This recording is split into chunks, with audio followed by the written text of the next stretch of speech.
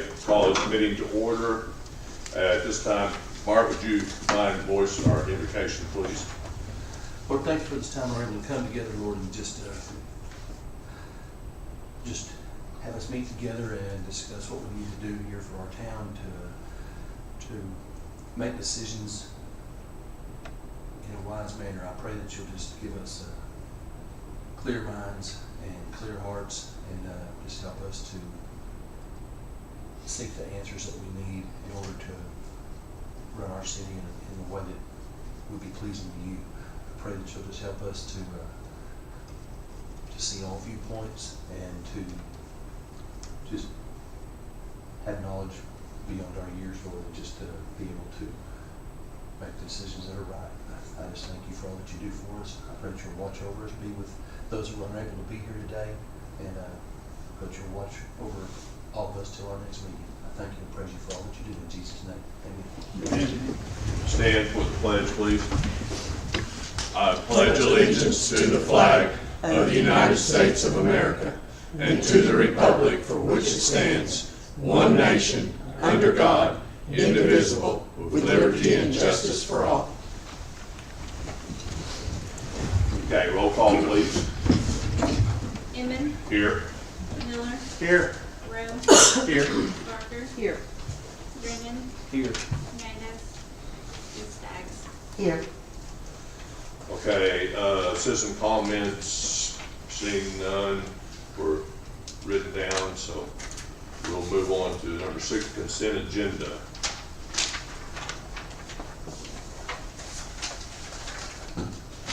There needs to be we have an issue here on number 11, item 11, where it talks about the roll call going into executive session. We only have 5, where there needs to be 7. You see where I'm talking about? Item Yeah. 11 In the minutes. in the minutes. Is- I think we stopped and decided not to go into session. Yeah, that's Right, Yeah. there's only, yeah, it stalled out at 5. Right, I did both counts. Okay. It stopped there, and then I did the other roll call under Okay. that. So Oh, they're okay. both on there. Okay. Okay. Any other?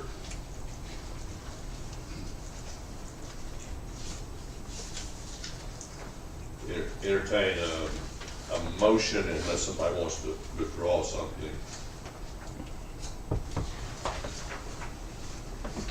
Make a motion to approve the consent agenda.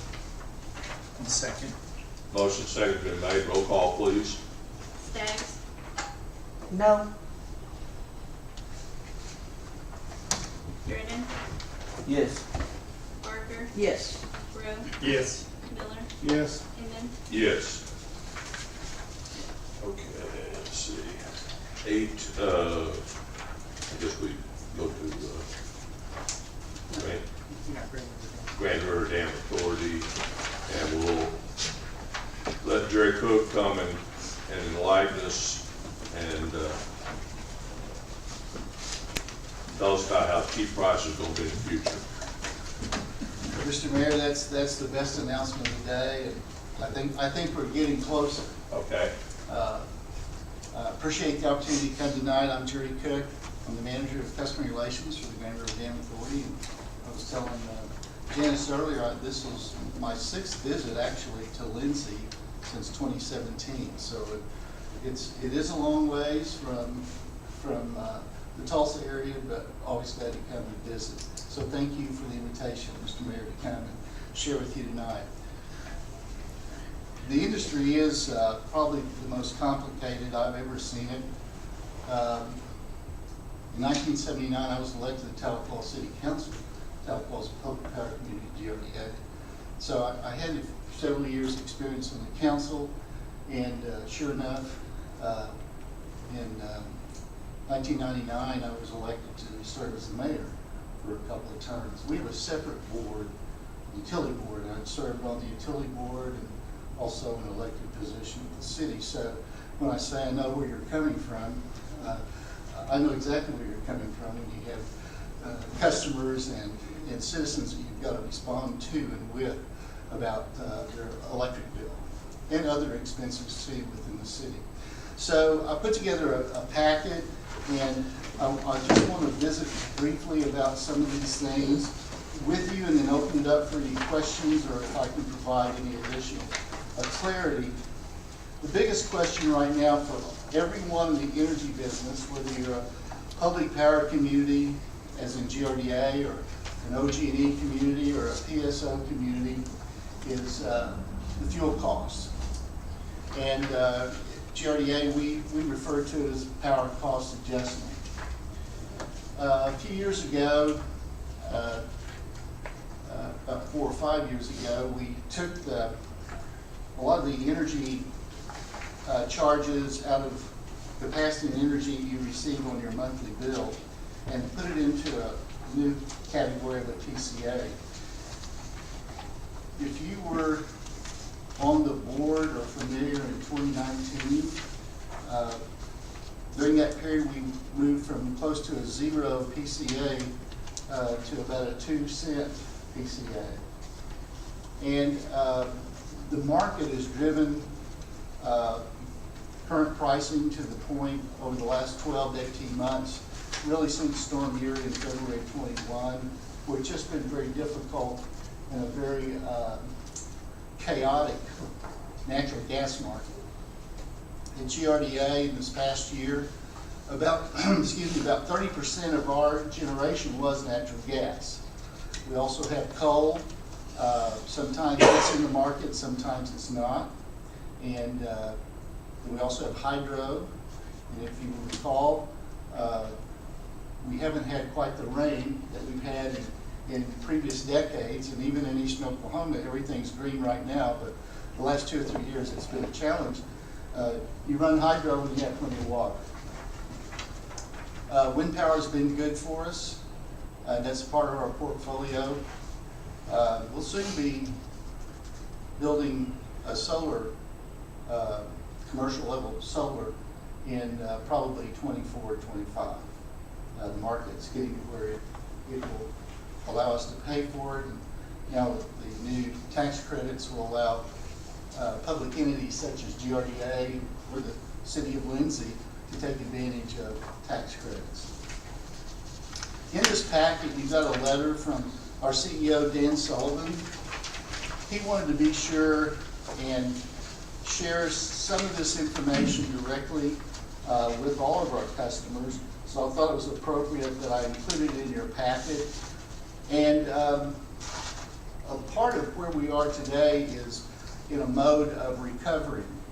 We actually under-recovered PCA all of 2022, thinking that the gas market late in 22 or the last half of 22 would drop from that $3 or $4 a thousand cubic feet back to a $2 to $2.50. And if you've kept up with the natural gas market, you know that's not the case. In recent weeks, Henry Hub futures has been running in the 250, 260 at the close of every day to about 310 or 320. Natural gas? Natural gas. For futures. Oh, I'm pretty close to that, because I know it's natural gas in the last couple of months has been down, significantly down. It's and I used to live in Pryor, so I know quite a bit about Right. Was the principal at Shodo, but natural gas, and I agree, natural gas went from, it was record high this summer to, it's pretty cheap right now. So if you'll go to this sheet, this tells a very good story about a longer term period from a year ago, January 21. Well, that's what I'll just make a comment there, like you in March of 23, it's 245, which is cheapest point of any time on your chart. That's correct. Okay, and that's what I was Yes. thinking about. And so in Henry Hub is what the market kind of places the future. And so that's looking, you settle in March and that's your gas price in April. And as you guys know, that it changes every day on the market. So this chart really sets in motion what we do at GRDA. Instead of spiking you as the prices were in September of '22, that's not that long ago, at over $9 a thousand cubic feet, your PCA would have tripled in 1 month. So what we attempt to do, and the board adopted this policy 2019, to do a 12-month rolling average on natural gas. So although natural gas has come down significantly, as Mayor Inman pointed out, this rolling average is moving forward. The goal at GRDA, we have a second home in Owasso. I live in Tahlequah most of the time on weekends. And I just got my bill from PSO.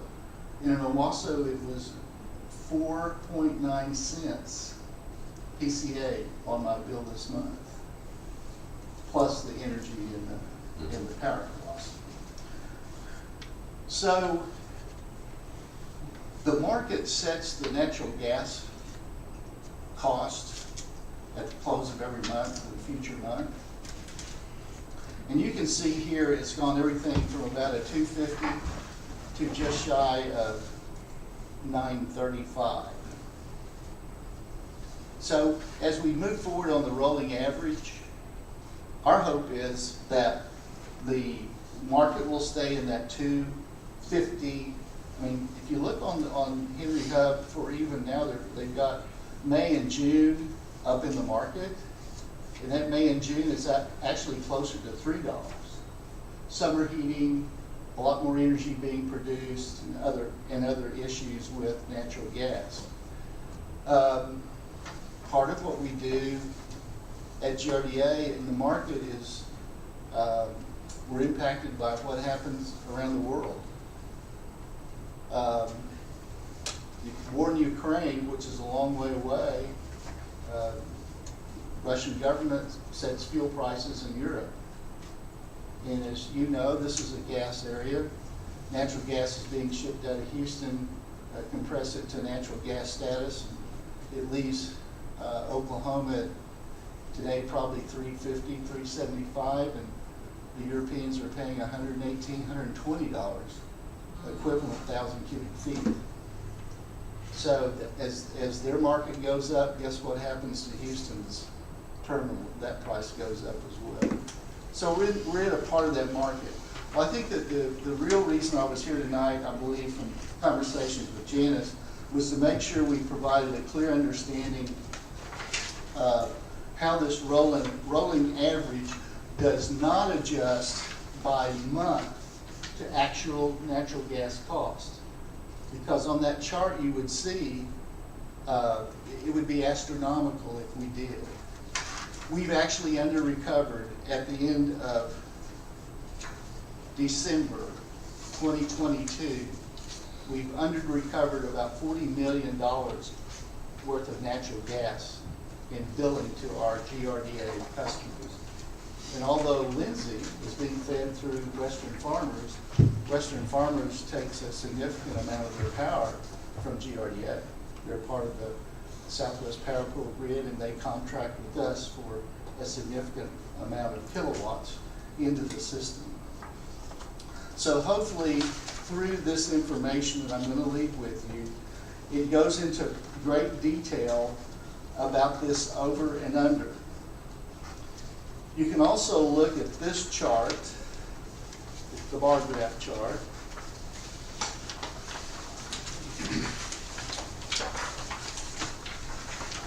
And this chart actually gives us the estimated PCA and the actual. Because we're pricing based on what we think it's going to be over 12 months, and then we true it up in an actual.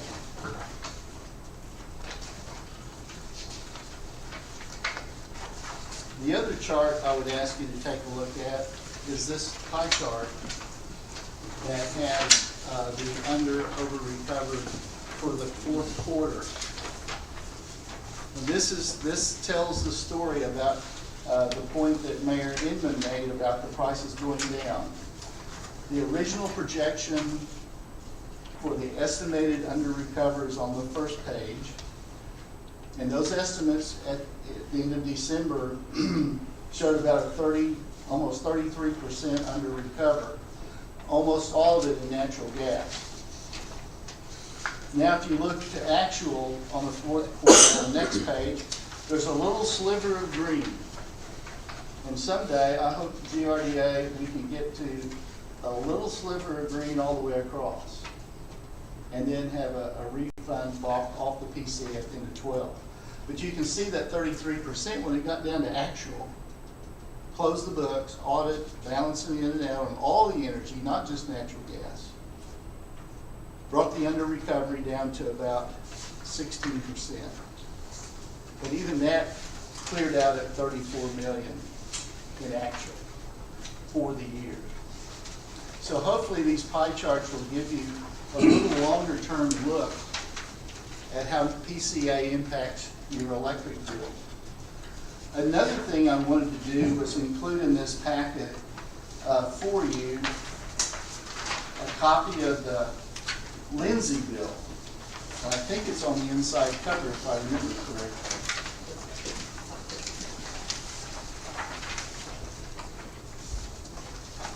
Let me grab mine.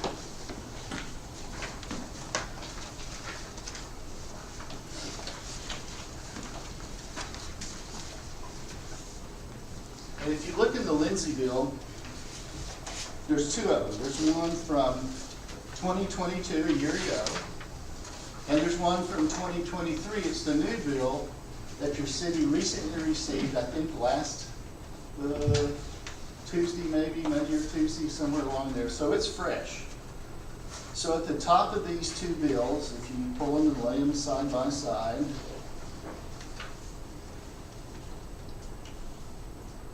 you're going to see they're within $7,000 of the same monthly charge from a year ago,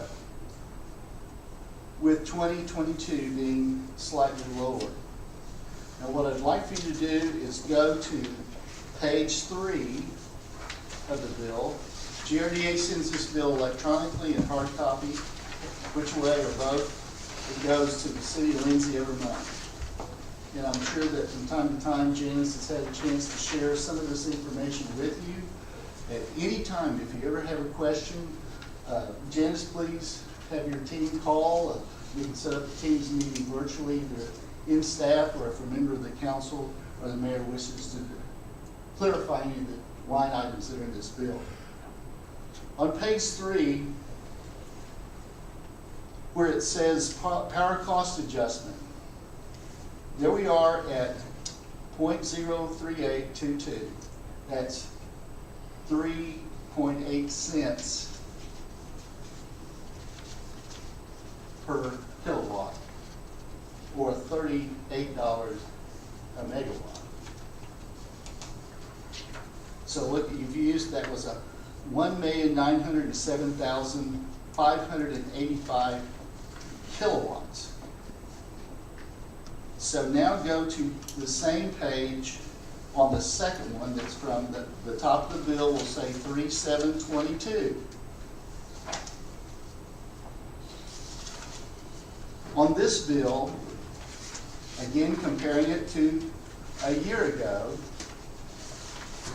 in 22, you actually used more kilowatt hours in 22, the same period, as you did in 23. But look right next to that line of 2,095,000 kilowatts. The PCA is showing 0.02983. So you can do the math. You use more power, and the PCA was lower. Your bill comes out about the same. But that in 1 year, compare that month to this month, and the power cost adjustment increased from 0.298 to 0.382. So you're at about 20, off the top of my head, 28% increase in PCA charges, most of it being natural gas. Because even when we're using coal, it takes natural gas to fire the coal plant.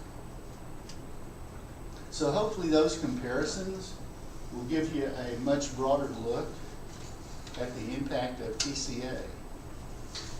And very rarely do customers in any city, the end-use customers, really keep up with how much they used 2 months ago, or what they used a year ago, or what the weather was. And they, all they know is their bill's high. And they take the time to look through it sometimes, but it is an expensive, more expensive than it's ever been. And as the mayor pointed out, I'm very hopeful. We believe that natural gas will level off in a trajectory. 1 month doesn't fix it because of this rolling average. Could you explain to us what the energy service cost is, and also explain on the miscellaneous cost? Okay, let's see if there is on page 2, that's where I'm looking, Councilor Rowe. Yes. Bundled electric services are an accounting for the power going through Western Farmers. They receive a small per kilowatt hour fee for the kilowatts that go through the system. The energy electric service is 9,000, this is now 22, let's go to 23.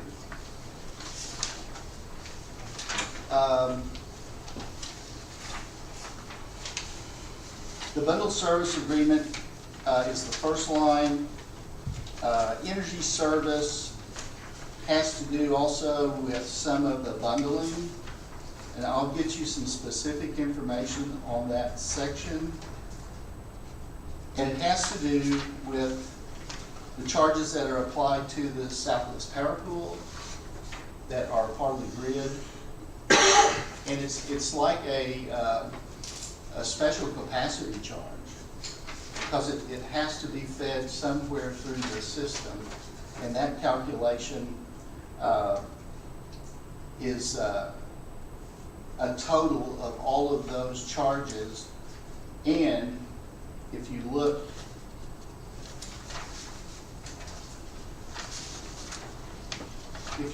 on page 4,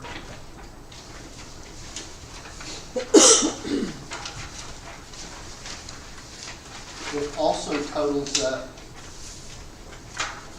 the transmission charge. That's the charge through the system at 20. It's on page 2. It says 21,648.49. And then it's repeated back in your totals and appears on the same page as your PCAX charge, which is the recovery from Storm Uri in February 21. And it was originally a 41-month recovery that tied to the end of the 2025 contract period between Lindsay and GRDA.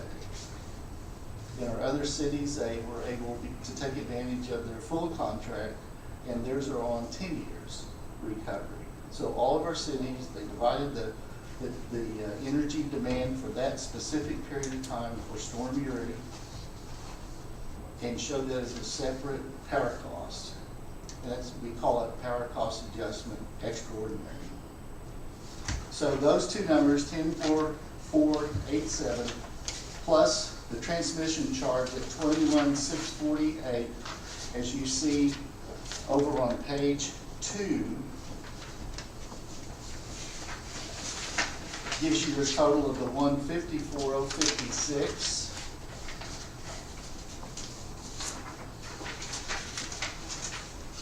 Plus a 3% loss factor that's established by the energy loss on transmission. So those two numbers should give you the 157,705. How's that energy cost? Is that just Everplace or Lindsay unique, or how's it determined? Those systems that we have a similar arrangement with the city of Coffeyville, they're actually fed on a 248,000 volt line from PSO. And, cause they're north of our main transmission lines. So we have the same arrangement with the city of Coffeyville. And it works out very much the same as it shows here. Coffeyville does have generation capacity, so they do take a credit on some of their billing for generation. Now, I hope I didn't miss the mark there, Councilor Rowe, on how those come about. It's a multi-layered billing that has the special energy, but it also has just the standard energy that you use based on the dollar amount showed on page 3. You look at your off-peak and on-peak energy. You can add and AMI is going to let you manage that. And Genesis explained that you're in the process of using UTS, which is a very highly regarded company, and having a lot of our cities at GRDA have UTS also.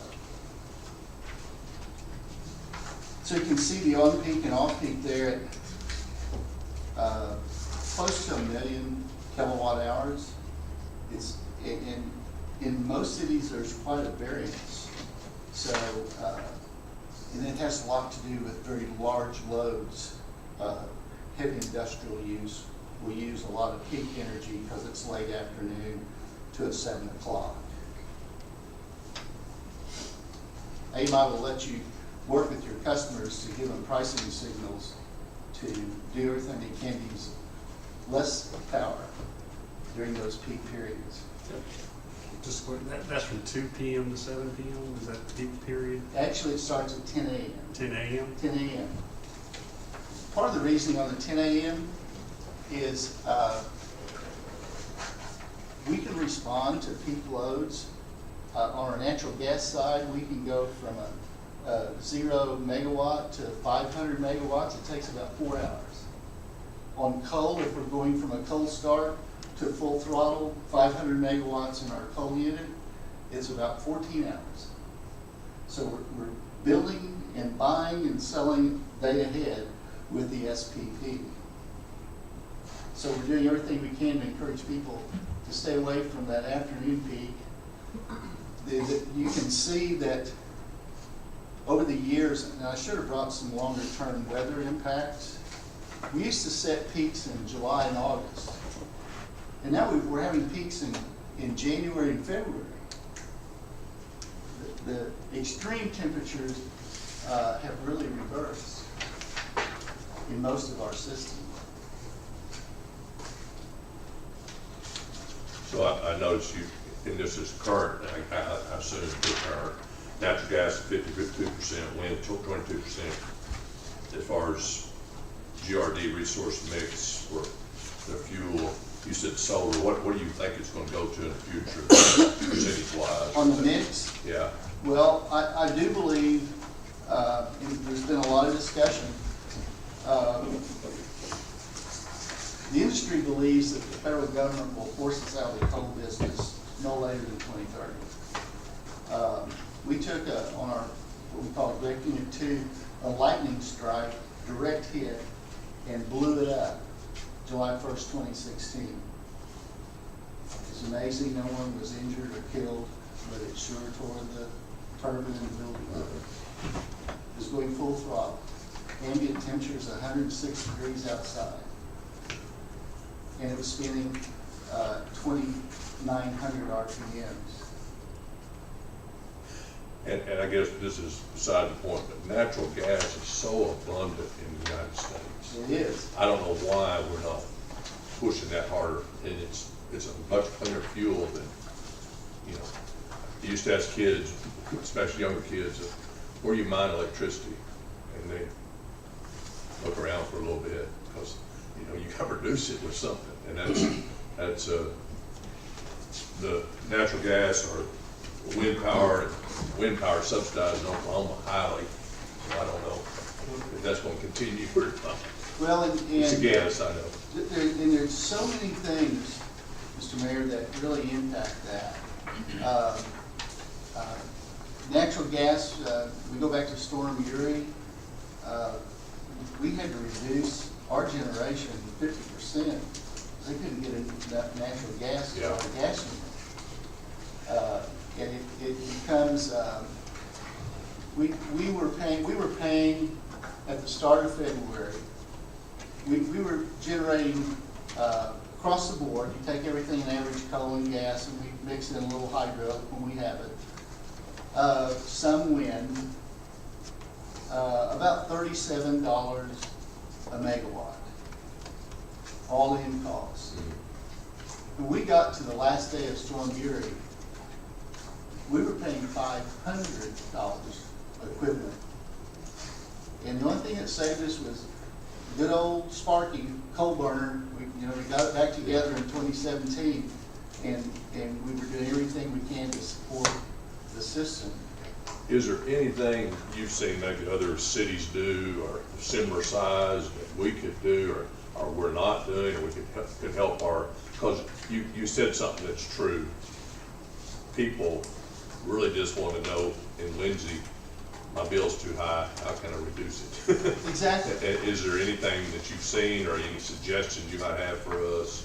Well, what's a great question, and one of the things we are doing at our annual customer meeting in November, our customers told us, they were being very candid, very honest, is we need some help in resources to explain what's going on in the energy business. Just like the chart shows you where it's going up and down, this winter we've been pretty fortunate as that chart's dropped off that we haven't had, a $10 natural gas in March. But yes, it's a difficult, even the things we've talked about tonight, it's a difficult industry for us even inside the industry to keep up with. So here's what we're doing. Our customer relations team that I manage, we created an opportunity. We're going into the cities and we're sitting down and spending an hour or two visiting with the staff. We're listening. Tell us what you're hearing when you get a phone call. Tell us what you're hearing at the front desk when someone comes in to pay the bill. Or take a screenshot of your Facebook page, for example, Wagner Public Works Authority. They're pretty strong on their social media to communicate with their people. So we're putting some resources together that we'll have ready probably in another 60 or 90 days. It's gonna touch everything, whether it's a door hanger that a line crew out working in a neighborhood, somebody's talking to them about a problem, they can hang it on the door if you want them to. Items in the central office that you can have on a display that a customer comes in and asks you a question, you've got something you can hand them. So this summer that might be available We're potentially. I'm just kidding. Oh yeah, our team's committed to have it ready by the MISO, Municipal Electrical Systems of Oklahoma, has their annual public power conference the last week, April the 24th. Okay. And we'll have that prior to the summer, because even if natural gas is $3, now right now May is showing, and I can pull it up on my phone, earlier today it was showing May is going to be about $3.20, $3.15 maybe. So you take that high demand and put $3 worth of natural gas with it, it will have an impact. Talking about wind, we have 400 megawatts of wind power. We have 2 wind farms that are running in western Oklahoma. Guess when their peak production is? I guess spring, but I don't know it. Well, time of day is 2 a.m. Do you know what the lowest demand at GRDA is on power? 2 a.m. Yeah. If we could get that from 3 to 7 o'clock in the evening, it would make a big help. Here's the other thing too, and I'm probably telling you more than you may want to hear, but we're partners with some folks on this 400 megawatts in western Oklahoma. We lose 80% of it because people won't let us build transmission lines. Because nobody wants those in their backyard or on their farm.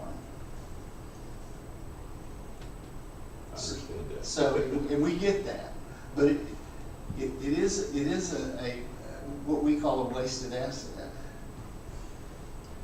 Well, I think we might be interested in having that team visit us. Absolutely. In the future. Absolutely. That's bottom line what most people, and I care about too, but everybody cares about, because they would like their bills to be lowered, or, you know, what can we do to Right. help even somewhat. Well, and if I could take one more minute, I know I'm taking up a lot of time, and I really appreciate the question. I'm going to show you, this is, I think I've got enough for everybody. This is my bill in Tahlequah, our home in Tahlequah, and also our place in Owasso. And what I wanted to show you was, sometimes, and your AMI is going to really help you on this, because you'll be able to download a lot more data in real time from your AMI, and then your staff can pull off of that portal on your AMI data and do things like this pie chart from PSO. So on this is what they're telling us in our meetings with our other cities, that they really like that visual of the pie chart. A customer, an end-use customer, has a much higher recognition. Well, there's where the cost is. On mine, I think it was, doesn't it say it's almost 5 cents? And so that's a pretty strong PCA on top of a full energy charge. And here's the other thing. On the data you'll get from your AMI, look across the top of this PSO. There's a place that shows what Barbara and I used over the last 12 months. Your customers forget how hot it was. In East Oklahoma, we had 110 degrees in August for like a week. And it cooled down tonight at 85. Yeah, it was hotter than that this meeting after that. I shouldn't say that, but it probably was. We had a temperature inversion on that, but people will forget. And then down at the bottom, it does give you the next page. I think it shows a comparison on how much does it really cost you a day to have your power on. These are things that your AMI, and we're so glad you're doing it.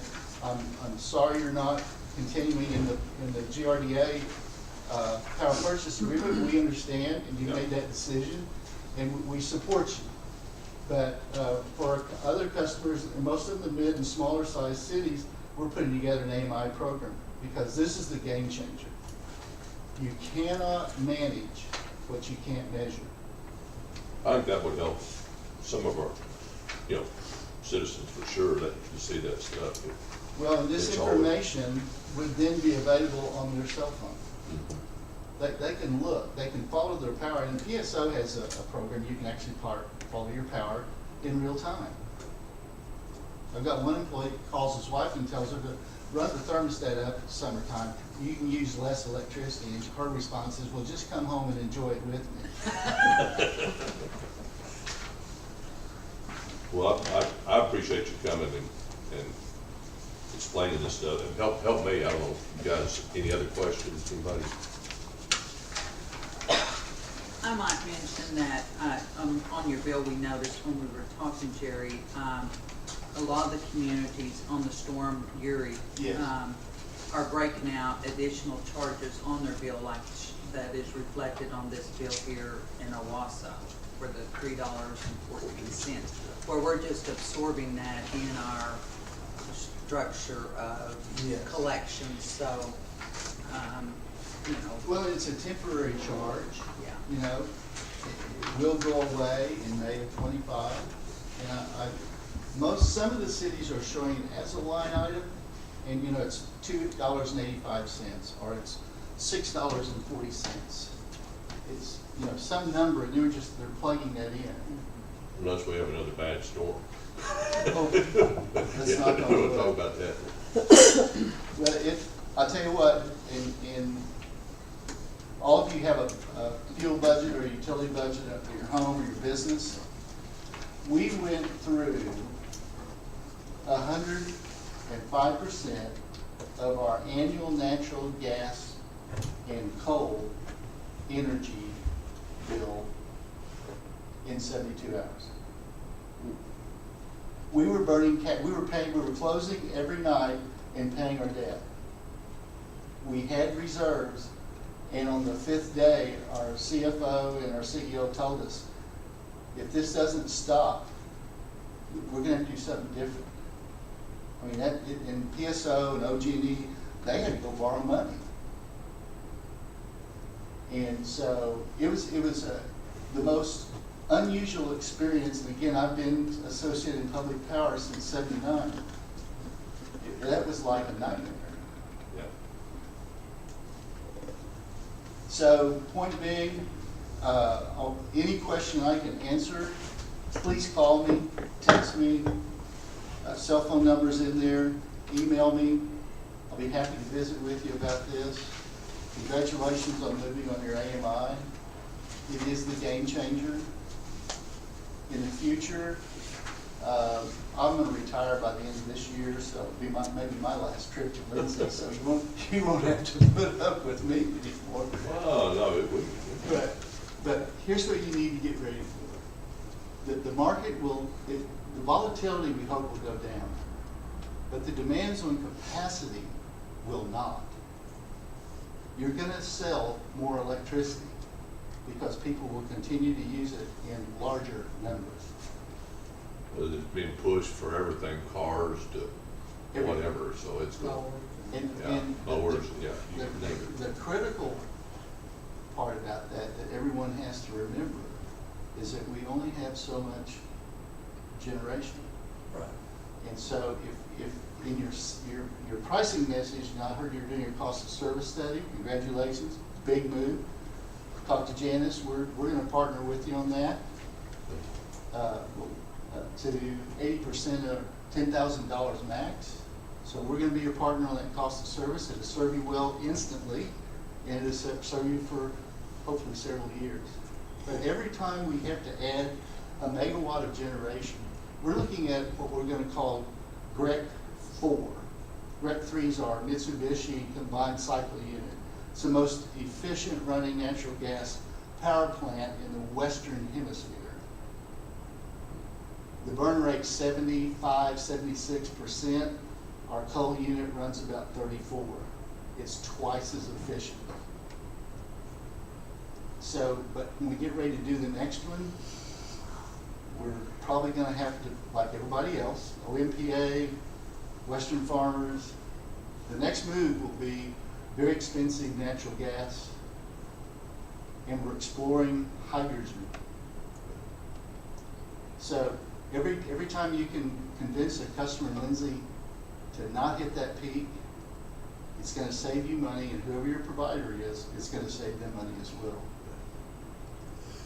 I know I really appreciate you coming down here, and if I sounded argumentative, that wasn't meant Oh, to be. no, you're right on. You're right on the natural gas. Yeah. Exactly. Well, that wasn't meant to be. Well, the thing is, I mean, it shows to be going down, but we've got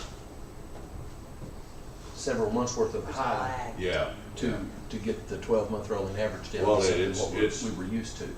It's kind of like, if I could average my weight for the last 20 years, I'd be a lot better. It'd look a lot better. But, So you may over-recover. yeah. But, and you're exactly right. I mean, this trend down is going to be very helpful long-term. And we just have to hope and pray that worldwide it stays pretty much where it is. Right. And we adjust ourselves to $3 for natural gas. And in the middle of natural gas country in Oklahoma, there was a lot of days, and I was on a natural gas board for 4 counties at one time. And, you know, we were paying $1.25, $1.30, and thought, well, what's a lot of money? Well, thank you so much. Please let me know if we can ever be of assistance, and we'll stay in touch. We appreciate you coming. Thank you. Thanks Thank all.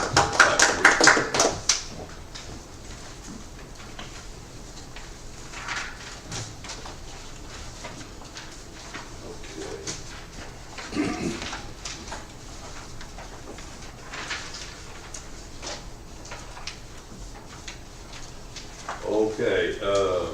purchasing manual.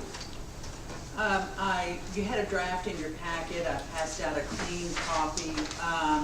This has combined, with the help of the city attorney, our current ordinances that are in place, taken into consideration state statutes and state requirements on bidding, and really has just been compiled in a format where department heads can utilize them in buying and purchasing. One of our issues is 3 quotes. Some of that hadn't been done routinely, and we're doing that very much this year. But this is, I'll have a department head meeting tomorrow to talk about it with the department heads. It's got a sample bid packet, all your bonds and requirements that should go in your packets. It's not anything new. It's just compiling our ordinances along with state statute requirements in it. So it's very clear and precise. It's going to be a good tool for primarily the department heads and also for the council, if you question or want to do. If you'll notice, you know, the purchasing ability, anything under 500, generally doesn't require quotes. Anything over that, you start getting your 3 quotes. The city manager has the authority to sign off up to $35,000 before council action is needed. I personally would probably bring that to your attention before I'd really spent that kind of money. However, we've done it recently on supplies with this current windstorm. We were out of poles. We've used all of our stock and supplies. So a load of poles is now $30,000. I'm used to $15,000. So that's how much price has increased in that industry. Any questions or concerns? But it's going to be a very helpful tool, and the council needs to accept that and adopt it for us to implement and put everything into place. Any questions about that or concerns? Just the way we're supposed to do business, the way I see it. Yeah, it is. I would like to add that the law actually changed with respect to public trusts.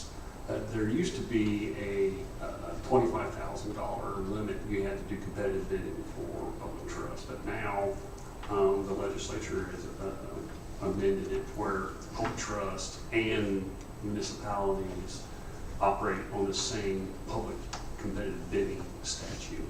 And so now we don't have any gray areas when you're dealing with like the LPWA or the city council.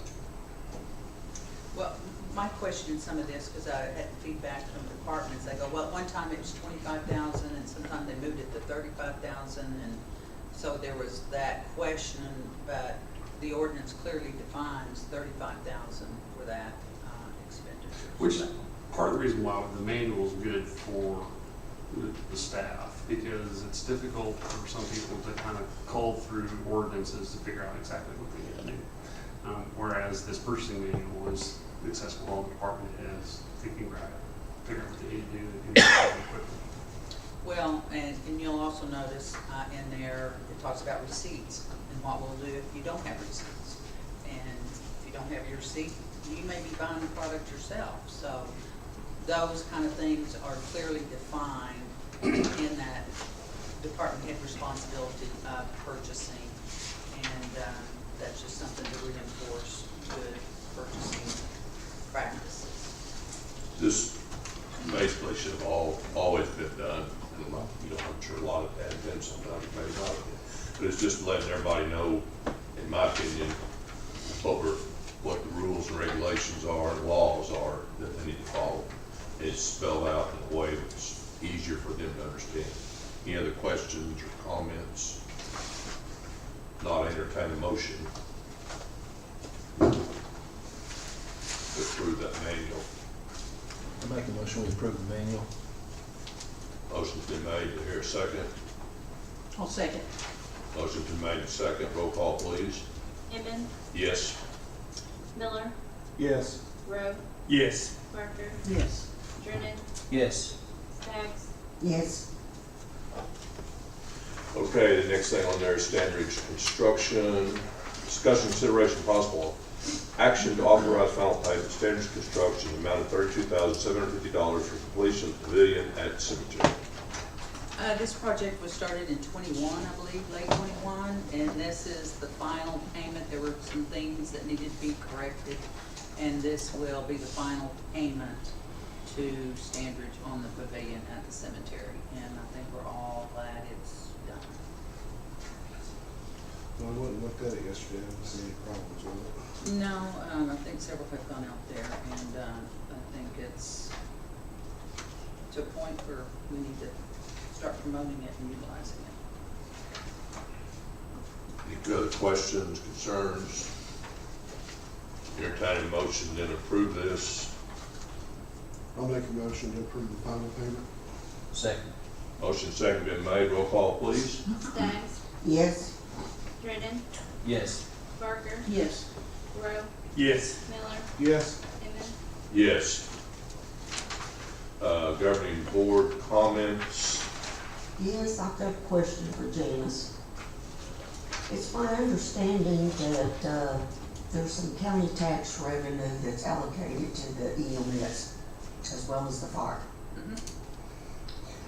You were approached about getting something onto the agenda to purchase a new ambulance with this county money. You denied it. Here are the circumstances of that. It was brought to my attention that the department head had put on the county commissioner agenda to make that purchase. That is a $160,000 purchase. All of those purchases, whether it's county money sitting up there or city money, we are still spending, and it's part of this council's responsibility to develop a purchasing process and how they want to make those purchases done. That does not come from the department head.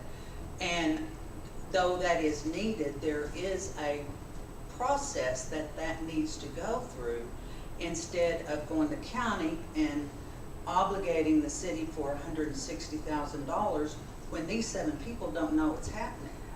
That was the deal, Janice. He wanted it brought to the council. It is an For unbudgeted review. item, But it is, okay, but it's, the county is purchasing it. It's still an asset that is being obtained by the city.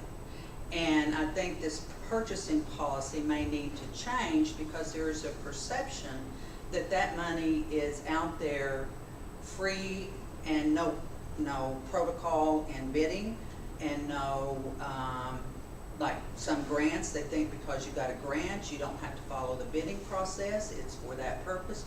Those are all still public money assigned to this city.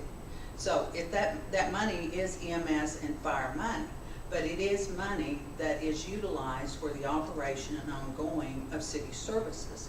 That is a budgetary and will be brought up in a budgetary discussion. And you've got to declare certain items surplus if you're going to take things out of service. So this council should, I wasn't approached to put this on the agenda. I was approached, it's on the county commissioner's agenda next Monday, or it was last Monday. And I said, wait a minute, that is a large expenditure and the city council needs to be part of that decision-making process on how to move forward with that process.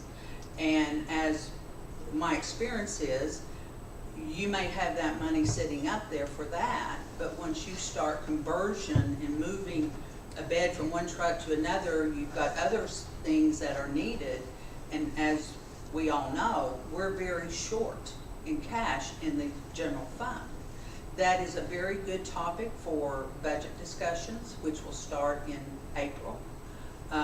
Each department will bring to the council their budgetary, not their budgetary needs, but what they are having to overcome with the past year or 2 years that they have been told, don't do maintenance, don't do this, don't buy, because all departments are filling that slack.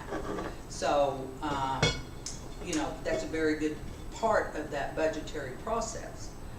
So that's the management side of this, bringing this to the council in a budgetary process and how to handle that change. But those monies, this council needs, I may recommend to the county commissioners, they need to see that these 7 council here in all their communities have authorized that purchase before they put something on their agenda for a department they have money for. I think that's just better planning. I mean, somebody else could go up there and, I mean, different department and say, well, I want to buy a brand new truck.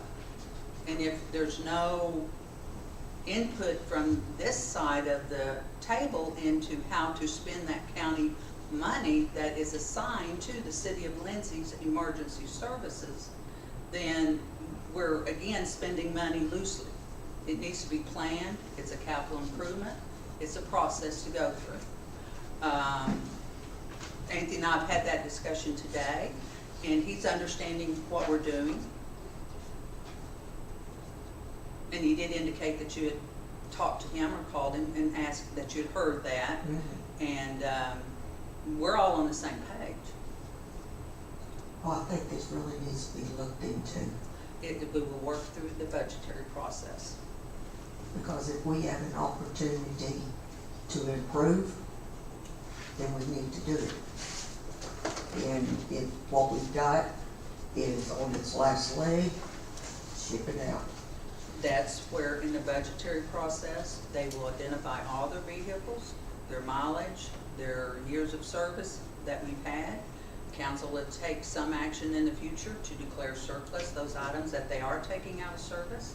I think they were wanting to loan one to another community. So those things really need to be brought and planned through a council action and decision, because you are taking on an asset to maintain, insure, and be aware when you are spending that kind of money. I mean, that's a lot of money, and this council should be part of that decision-making process. This council and any future council be part of that decision-making process.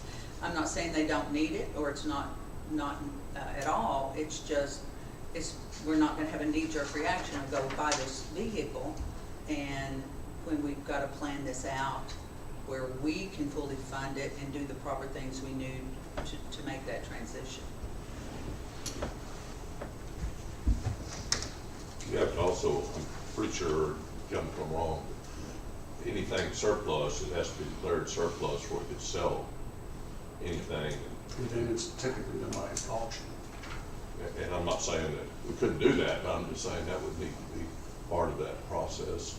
But I'm sure if we're buying, getting a new one, which would be great, you know, then we have to wait to get rid of the old one. You can't, I know I used to run into school sometimes. You can't just say, okay, we'll put it out there and somebody will put a bid in on it. You gotta make sure everybody knows and go through it.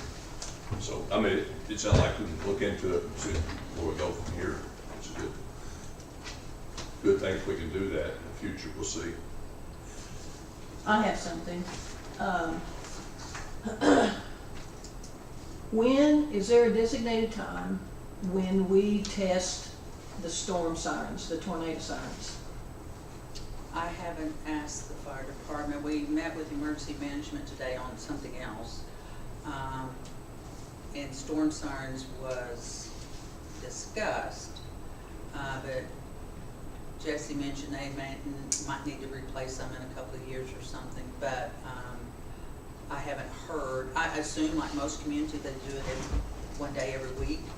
I haven't heard it lately, but Well, the reason I'm asking is we had, a couple of weeks ago, we had a tornado event around us to where on a Sunday night we had a total of 15 tornadoes in the state, and we had 7 warnings simultaneously on the ground that so I expected, I mean, we weren't anywhere. It hit Norman, hit Purcell, hit Pauls Valley, but so I was under the impression, well, surely we'll test our sirens. So I asked That following Friday, did the sirens go off? Did everybody hear the sirens? We wanna make sure they didn't test them.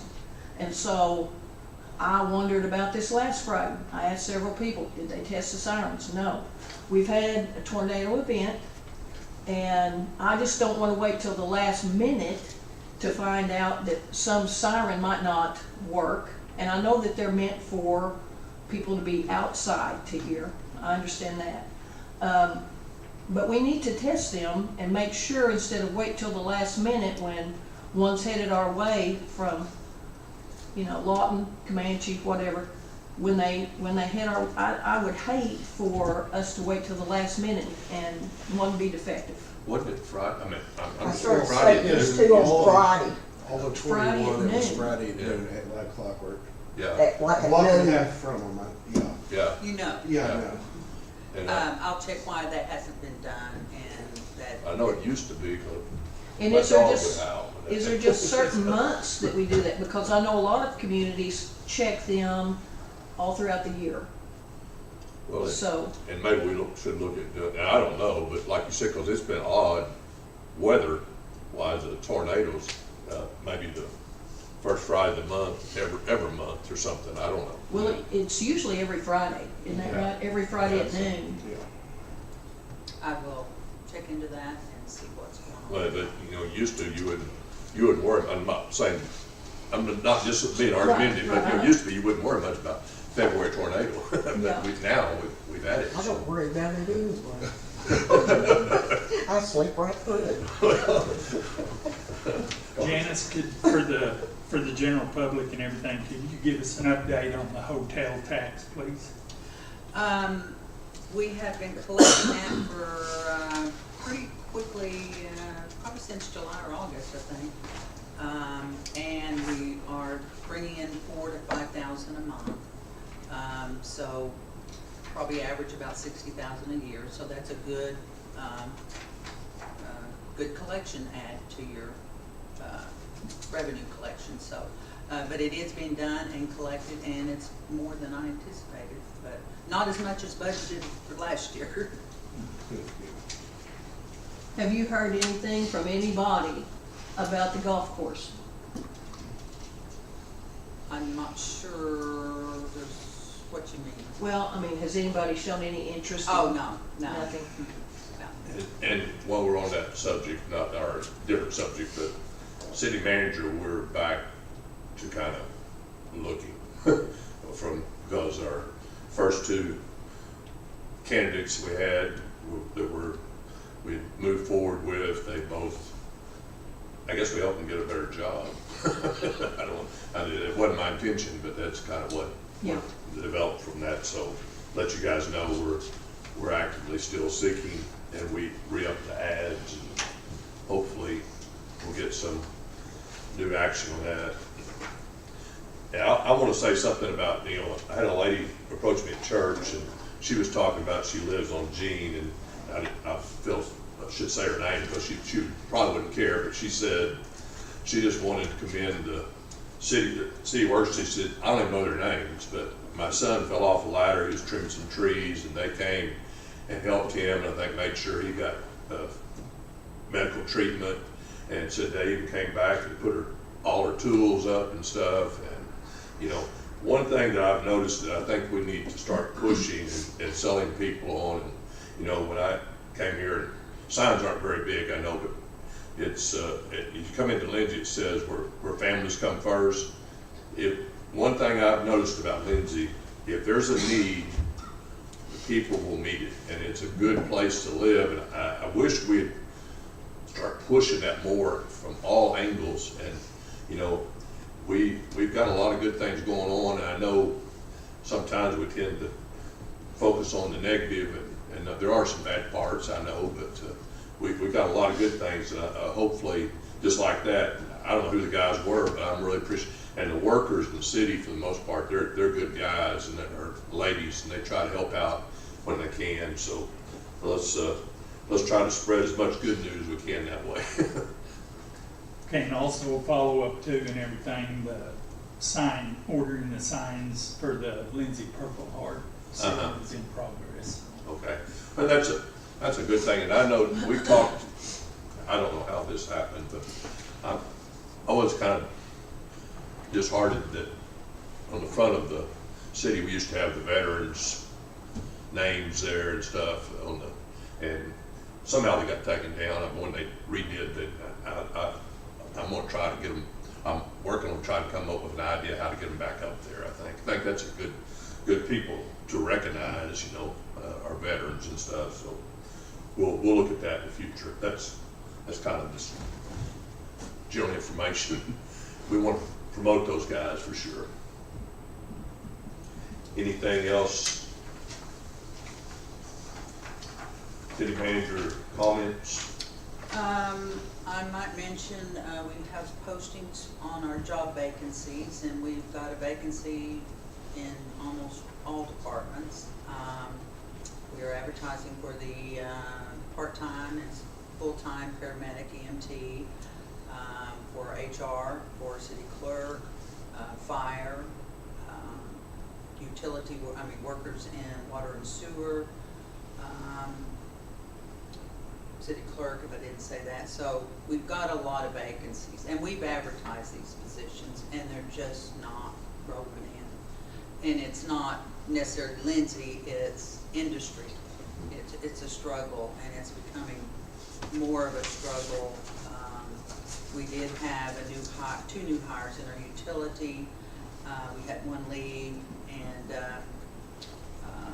one thing, on March 31st, I'm bringing a consultant in with the Encode system to do some training, and there's also needing to be some cleanup in that in order for us to do accounts receivable billing, like for airport licenses, and have those hit the proper accounts. I'm made the decision that utility office will be closed to the public that day because they've got to focus on that. And the other operations will continue, will be there for those kind of needs from work orders and those kind of things. So I will remind you again, but on March 31st, it's a Friday, and we'll be doing some training. And part of that training is learning the Encode system and how to get those bad debt utility accounts out of there and into collection, which has not been done yet. So those are things that will be going on that day. I will remind you again as well. The other items here is the electric rate study preliminary info is coming surface up, so probably next week or week after. He wants to come and sit with staff and review what he has come up with or found to make sure that we have included everything in that rate structure. One of his big components is what are your capital improvement needs, and of course we identified the $5 million substation, which it'll probably be by the time you get there and get it done. We didn't do much beyond that. You still need a lot of poles replaced, but her goal was to get a good rate, stable rate in place, and then get a CPI index or something where that rate will adjust minimally annually to adjust to inflation and those kind of things. Could be hopefully April meeting, particularly look at the rates he comes up with. One of the things is to look at our power cost formula, which we'll deal with that when he comes on site. So those things are coming together to help us probably see where we're standing, and hopefully we don't need any more, but we'll see how that goes. The power cost is driving our utilities. Our total purchase from Grand River Dam per kilowatt hour is almost 8 cents. So we're buying at 8 cents, and that's with their power cost included and everything. So you can see our margin isn't that big, considering, you know, the electric department helps fund general fund at times. You've got a big budget of purchasing power, and so and you get that 8 cents by doing that capacitor, that transmission, you start averaging all of that together. I think the last one was 0.0778 is what we paid for our wholesale power. So those things are kind of falling together. This Will Dan, I wasn't aware, they're aware of him, or the company that do a lot of work for GRDA as well. So that's where we're at on the rate study. And I'm working on agreement with Axon. It kind of came up as a surprise, and working with the chief, and he's going to be making some recommendations on that equipment that is not being used and how to handle it. And also, there's a non-appropriation clause in there because it is a big hit for stuff we're not really going to be using. So that will be probably brought back to you guys once the chief looks at it, and we'll bring some recommendations back to you. Could you give us a brief update on our audits? Audits, the financial reports have been submitted to the audit team. It's HPC, I believe, Chris Hine. Their email back to me is they will be on site here mid-April, end of April, and to start the 21 audit. And by that time, Crawford and them should have the 22 financials to them, and hopefully all of those can be done in one grouping with them on site. And that's going to be good for us. That means both of them will get done fairly quickly. So we are in that stage of it's going to get done. Then you'll have another audit due, don't you? I think Crawford just pretty well finished with the 22, right? 21 they are. 22 they're just Getting clarifying some things that, you know, there's a lot of, they do a peer review. So it's at that peer review level, and that's required under the GASB standards of accounting and those kind of things. So I'm anxious to get those started. As we all know, 21 and 22 are not going to be good audits. They're not going to be kind to us. So keep moving forward.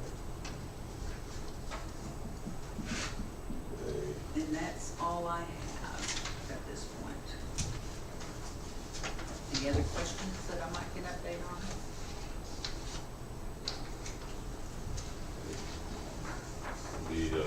Make a motion to adjourn to LPWA. Motion's been made, need a second. Second. Roll call, please. Inman, Yes. Miller, Yes. Rowe, Yes. Barker, Yes. Drennan, Yes. Staggs. Yes. Okay, we'll call to order the LPWA section. Roll call, please. Staggs, Here. Hernandez, Drennan, Here. Barker, Yes, here.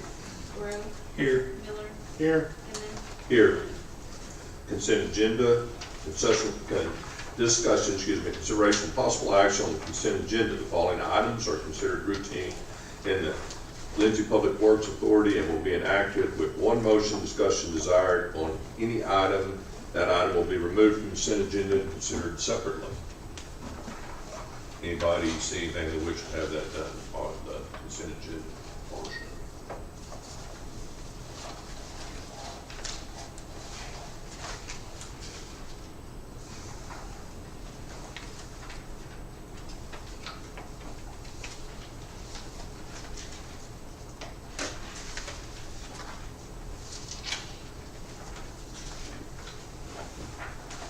Nobody has anything, then I'll entertain a motion to approve consent agenda.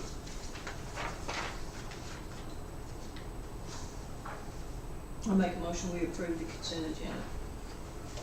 Motion's been made, and there's a second. Second. Motion and second, roll call, please. Inman, Yes. Miller, Yes. Rowe, Yes. Barker, Yes. Drennan, Yes. Staggs. Yes. Okay, number 5, utility technology services, change order number 1, discussion consideration possible action to approve change order number 1 the amount of $46,130 for additional large size water meters. This change order was initiated back in December of '22, but the council, it was never brought to the council for, and y'all need to approve all change orders in any contract like this. It was primarily due to large meters not being ordered and left out, and so that this includes the large meters and just need to authorize the change order number. I'll make a motion to authorize the change order. Second. Motion second's been made. Roll call. Staggs, Yes. Brennan, Yes. Parker, Yes. Rowe, Yes. Miller, Yes. Kenyon. Yes. 6, Utility Technology Services, UTS, change order number 2, discussion, consideration, and possible action to approve change order number 2 in the amount of $1,240 for meters for customers who are utilizing solar power. We do have some solar customers, and these meters have to be reprogrammed in order to, because we don't want any feedback, and according to our GRDA contract, they can't feed back into our system, and so it takes those protective measures into play there.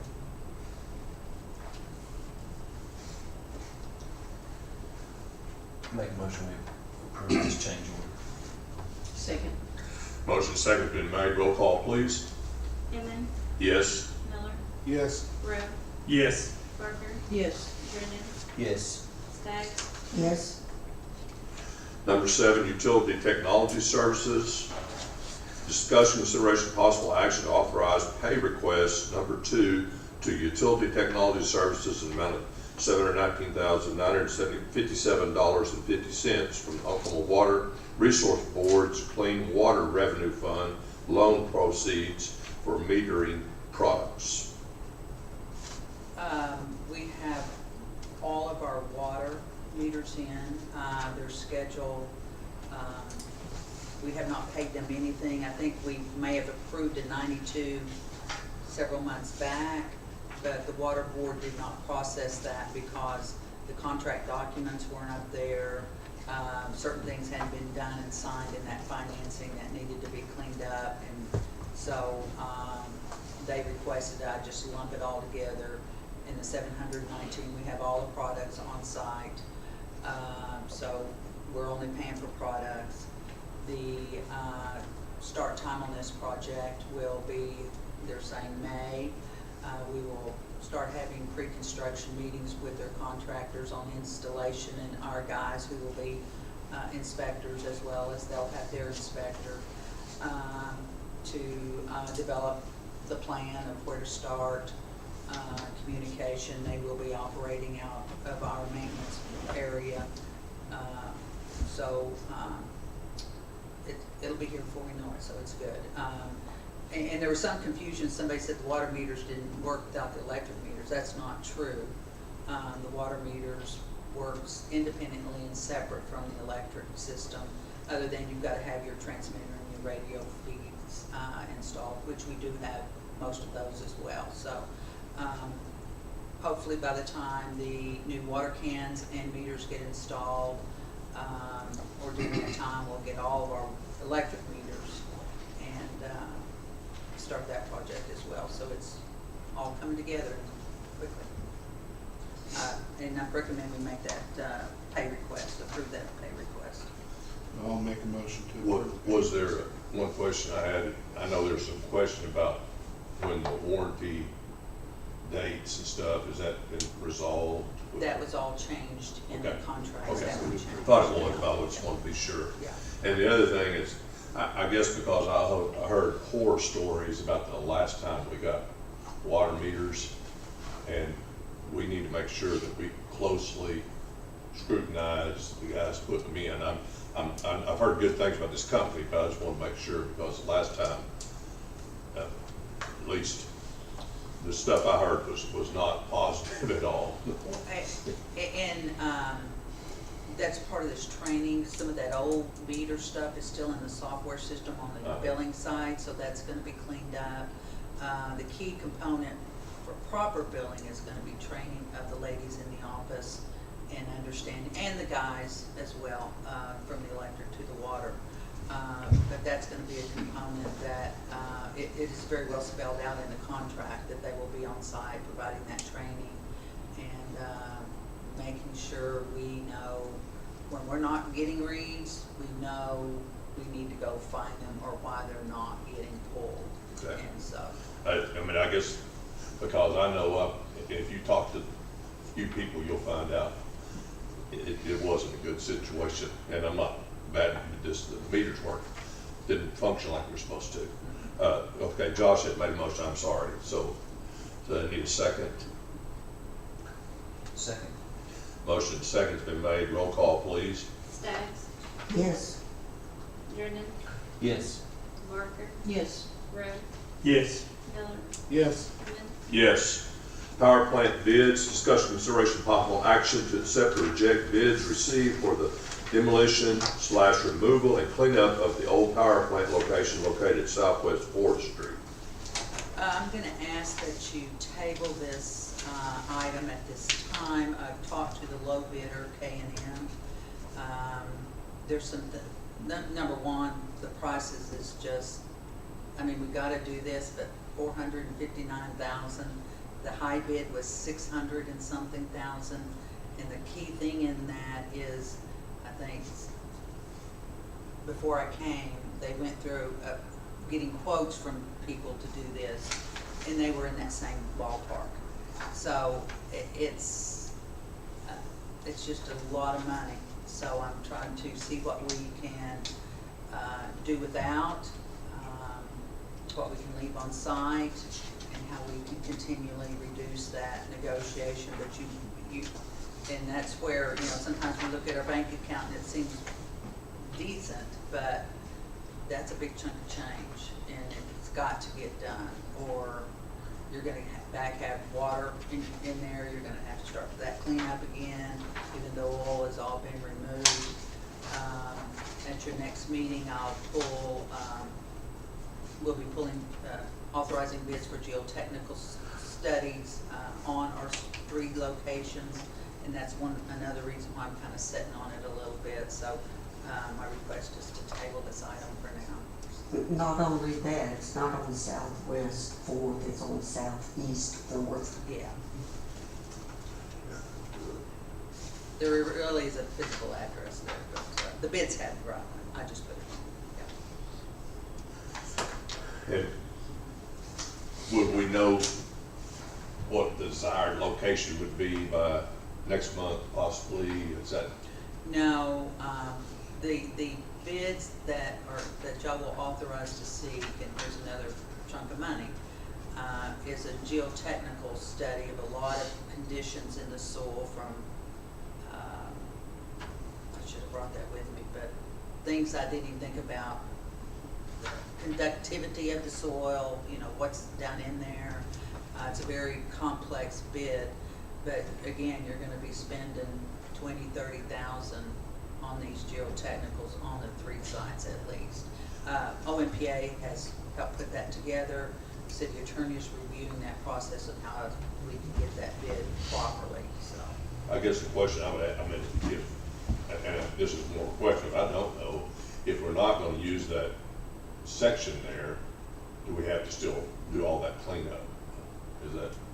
I wouldn't think you would. I mean, you still need to, for liability, it's a hazard. Yes. Yeah, I understand that. You may not have to complete it in the manner that you're gonna be setting a substation down on that location. You could just fill it with, this is a DEQ thing. Right. Sure. Fill it with debris from on site and put a cover on it and call it good. And I understand we gotta do something to it, but I don't wanna do, if we're not gonna use it, that's at the location. And I think when I was here, I did those 2 or 3 different guys come down and look and check, and they thought that's probably gonna be a desired location. But I would wanna make sure before we jumped out there and spent that kind of money. Soil And we conditions. may have to do some other stuff anyway. Good. them said they'd hold their bid off for 30 days. They may hold it a little longer, you know, because that, to me, really needs to be defined. Make a motion to table it. Second. Okay, motion to table and second, roll call please. Inman, Yes. Miller, Yes. Rowe, Yes. Parker, Yes. Brennan, Yes. Staggs, Yes. Executive session, discussion, consideration, possible action to enter executive session pursuant to 25 Oklahoma State Section 307B3 for the purpose of discussing the appraisal of real property that the city of Lindsay is leasing from Rural Electric Cooperative Incorporated with the option to purchase.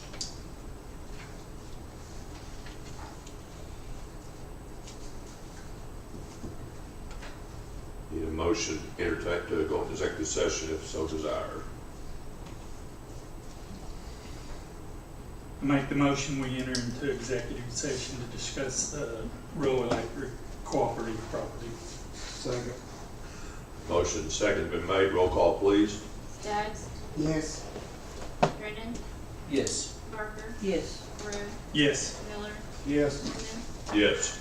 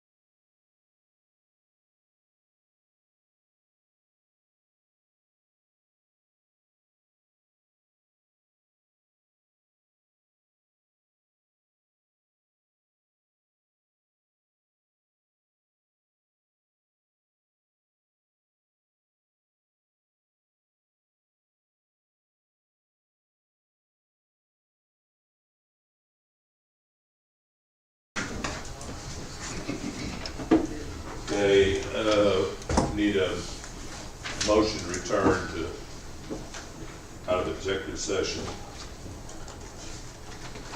I'll make a motion to reconvene. Second. Roll call, please. Inman, Yes? Miller, Yes. Rowe, Yes. Barker, Yes. Drennan, Yes. Daggs, Yes. Any governing board comments?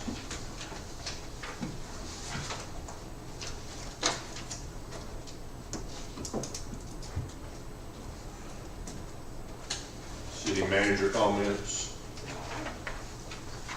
Motion to adjourn. Second. Motion adjourned, second. Roll call, please. Staggs, Yes. Drennan, Yes. Barker, Yes. Rowe, Yes. Miller, Yes. Inman. Yes.